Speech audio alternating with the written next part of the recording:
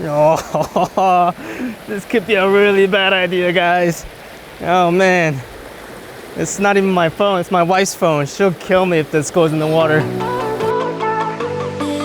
Today, we're gonna take a look at this tiny little phone gimbal by Zhiyun.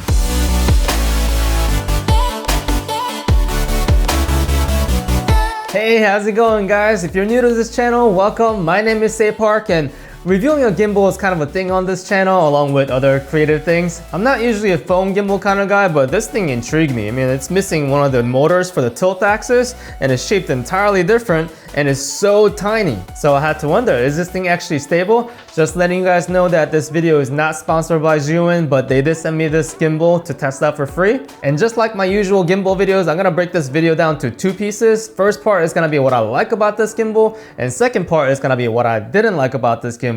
And along the way, I'll try to cover like a couple things that's usually not commonly covered. Also, I'm gonna give you guys a couple tips about this gimbal. So if you do get this gimbal and come back to this video, I'm gonna leave a time code in the description below so you don't have to like watch the whole thing over again. So let's start with the pros of this gimbal. The biggest benefit, no pun intended, is the size and weight of this gimbal. I mean, look at this thing. This thing is tiny. The best way to describe the weight of this gimbal, it actually weighs about the same as iPhone 11 with the case. And before you judge me by this cover, this is actually my wife's cover. Yeah, she likes using this cover, so I don't actually use it, but nope, I took it anyway. So this gimbal is 246 grams, and iPhone 11 with that giant case is about 230 grams, so that's the best way to describe it. And just to give you another perspective, one of the tiniest gimbal by Zhiyun, the Q2, weighs 450 grams. So this thing is much lighter. And I would even go far as categorizing this as a palm-sized gimbal. I mean, I don't have big hands, but I mean, look at this thing. It fits right inside my palm, which means this will fit in your pocket even if you wear skinny jeans. And you might be thinking, okay, this is super light. Does that mean it's like bad quality? And it's really not. When I first got the gimbal, I was really impressed at the quality of this gimbal, especially where it counts. And where it counts really is the top part of this gimbal, right? So this top part where it holds down the phone, this is really high quality. It feels really secure on your phone. But the highest quality is really this back part. It's got a rubber grip on the part, and this plastic piece right here, this is solid plastic. I mean, this is hard. And the top motor has a really good cover for the motor. And this thing right here, yeah, this turns into a selfie stick. So this selfie stick is metal and it's pretty good quality. So let me go ahead and assemble this so I can show you how easy it is to use this gimbal. Alright, I put my iPhone 8 here so I can show you. As you probably guessed it, one of the things I like about this gimbal is the ease of operation. All the gimbal modes can be accessed right here from this N button, and this blue indicator light will tell you what mode you're in. Right now I'm in pan follow mode, which means that the gimbal will turn where I pan to but maintain this horizon level. This is the mode I use most of the times. If I push the N button once, it goes into lock mode, which locks all the axis. This is great when you're trying to walk in a straight line, and even if you're not looking at the gimbal and turning a bit. Oh, squirrel. This gimbal also supports push pan mode while you're in lock mode. You can use the joystick to turn, or you can just quickly grab the top and just point it to where you want it to be, and bang, it stays there. If you want to go back to the center again, you just tap the N button 3 times, 1, 2, 3, and bang-a-rang. If you click the N button 2 times, it goes to vertical mode, and press 2 times again, and back to portrait mode. Now back to me. If you really want to have fun, press the N button 4 times and you'll enter roll and pan follow mode, which essentially is like a POV mode where gimbal follows all your hand movements, including the tilt. Press the N button once and we're back to where we started. And finally, if you want to put the gimbal to sleep, you just hold down the N button for a couple seconds and go to sleep. Yep, that's it. As for the app, this is what I call a happy marriage between hardware and software. If you update the firmware, they shouldn't get divorced. First time around, you do need to create a login and activate the device, but that's just easy as clicking next, next, next, like any software agreement. After that, it's simple as just turning on the gimbal and clicking connect while the app is running. Now, if that doesn't connect right away, try connecting it right as the gimbal is turning on though. For the sake of the time, I won't go over all the app features, but I love that this is an all-in-one app where you have hyperlapse, motion time-lapse, slow motion, manual video settings like shutter speed and ISO, automatic panoramic mode, and finally a smart recording mode where it guides your shots and edits the final video for you with some music in the background. I think that's probably good for beginners to understand the concepts on the gimbal moves, but I'm definitely gonna be using the full-blown mobile video editing software that's built right in. Oh yeah, also, it has built-in beauty filters. Wanna see what I look like if I lost some weight and got my eyes enlarged? Woohoo! Yep, not for everyone, but it's there. So when I was playing with all these features for like 3 hours, the built-in battery did hold up. I had about 25% battery left at the end, but most importantly, this gimbal can be charged while you're actually using it, in case you want to do like a overnight motion time lapse. As far as how stable it is, I will be taking this gimbal outside after I talk about the cons of this gimbal. Now, keep in mind that this gimbal is $60. Combo pack is like $70 if you want the case and the tripod. Zhiyun did offer my viewers a special discount code, so if depending on when you're watching this, check in the description for that coupon code. But this thing is really affordable, so I call these limitations you should be aware of rather, and all these limitations are software dependent, so future firmware update could fix a lot of these.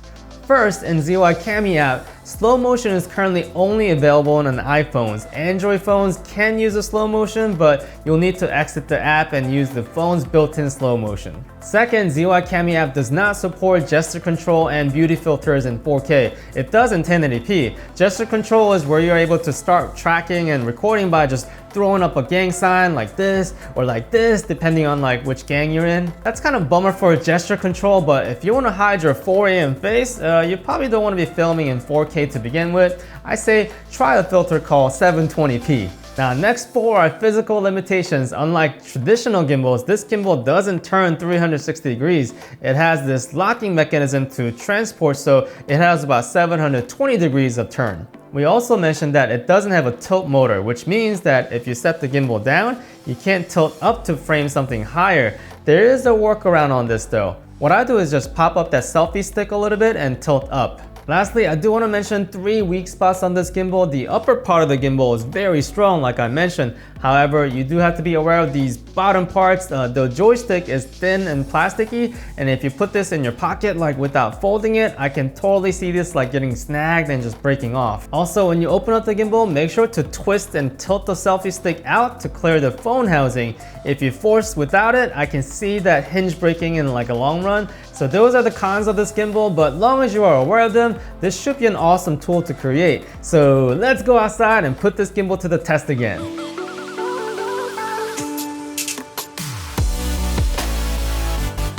Alright, next is to test the gesture control and face detection. So I turn that on, filming in 1080p. So, like this. Jeez, this is very Korean. Alright, so it should follow me. Oh yeah, got it? Alright, so I'm gonna go next to this tree. Alright, look up like I'm a tourist and walk. Oh, let's do a selfie. Alright, extend this out.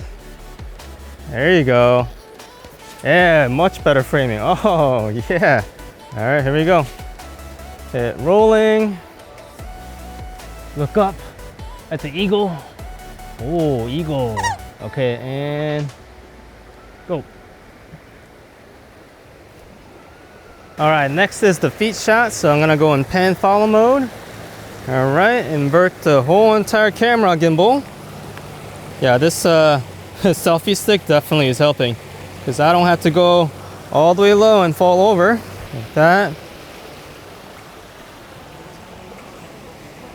Oh, this could be a really bad idea, guys. Oh man, it's not even my phone, it's my wife's phone. She'll kill me if this goes in the water. All right, let's see. All right, let's put that in lock mode. There you go.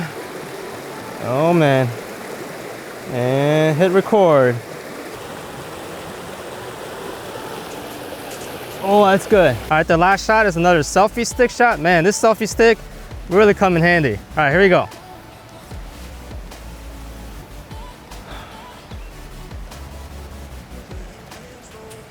Ah, that's a wrap. Man, it is so nice to get out these days. Okay, couple things to add. That gesture control and subject tracking even works from far away. Long as your hands are well contrasted, it's super useful when you're trying to like film yourself and track yourself. And I'm still blown away by how light this gimbal is. I actually had to add some weight like this to when I did that fishing pole move so it doesn't like spin around so much. Which brings me to how stable this gimbal is. The gimbal by itself, especially combined with your phone's image stabilization, is very stable. However, if you ever use a teeny gimbal with teeny camera, you're going to transfer a lot of your body shakes to the gimbal. So that ninja walk is gonna be like super crucial if you want that buttery smooth footage. I talk more about that walk here in this video if you wanna check it out. But I am dying to see what the footage looks like together, so I'm going to quickly edit this using the Cami app. All the transition and the soundtrack will be directly from the app.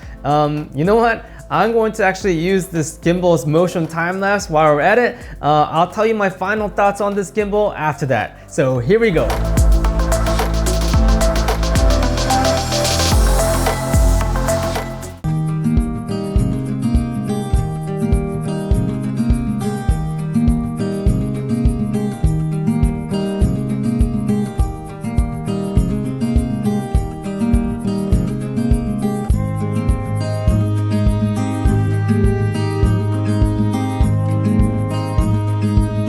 Alright, so that was a cool experience. I think this is a smart design. Zhiyun knows that phone image stabilization is really good, that it doesn't need that tilt axis motor, side to side movement. However, you still need some kind of stabilization, so that's where this gimbal comes in. So who is this gimbal for really? This gimbal is great for anyone wanting to test out the waters in the gimbal filming world for the first time, long as they have a recent phone. iPhone 6 and below, for example, doesn't have that optical image stabilization.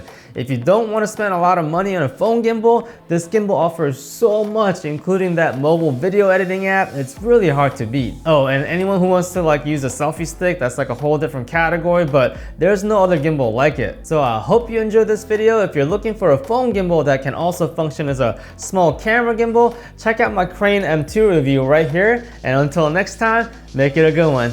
Later. Hold on. Hello? Talking on the phone. I'm recording myself. Okay.